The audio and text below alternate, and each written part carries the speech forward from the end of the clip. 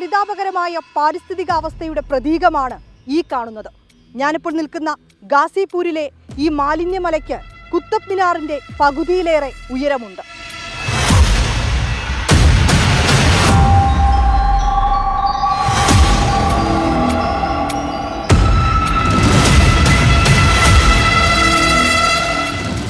മഹാനഗരമായ ഡൽഹിയിലെ മുഴുവൻ മാലിന്യവും എത്തുന്ന ഗാസിപൂർ 70 ഏക്കറോളം പരന്നുകിടക്കുന്ന മാലിന്യമല, 213 അടി ഉയരം. നഗരത്തിലെ മുഴുവൻ മാലിന്യവും ശേഖരിച്ച് ഗാസിപൂരിലേക്ക് എത്തുകയാണ് ട്രക്കുകൾ.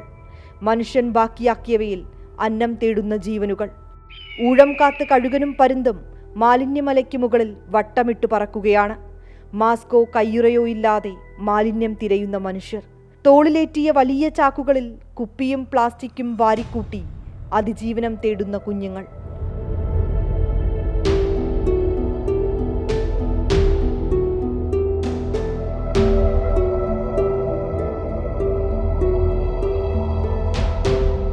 മാലിന്യത്തിൽ നിന്ന് ഒഴുകി വരുന്ന ദ്രാവകം നേരെ എത്തുന്നത് കനാലിലേക്ക്. അതിനോട് ചേർന്ന് ആയിരക്കണക്കിന് കുടുംബങ്ങളുണ്ട്. അലർജിയും ശ്വാസകോശ സംബന്ധമായ അസുഖങ്ങളും നേരിടുന്നവർ, ശ്വസിക്കാൻ പോലും ബുദ്ധിമുട്ടുന്നവർ.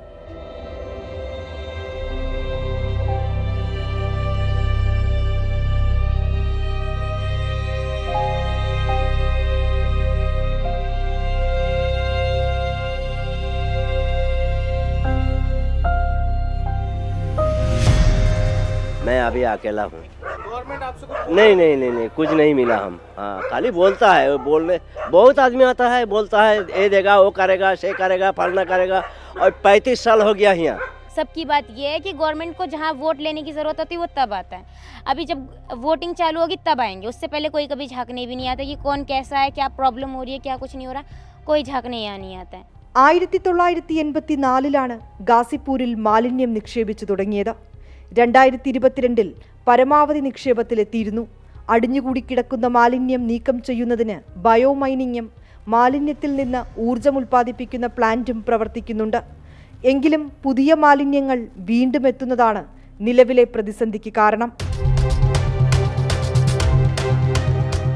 മാലിന്യത്തിന്റെ രൂക്ഷഗന്ധമാണ് ചുറ്റും.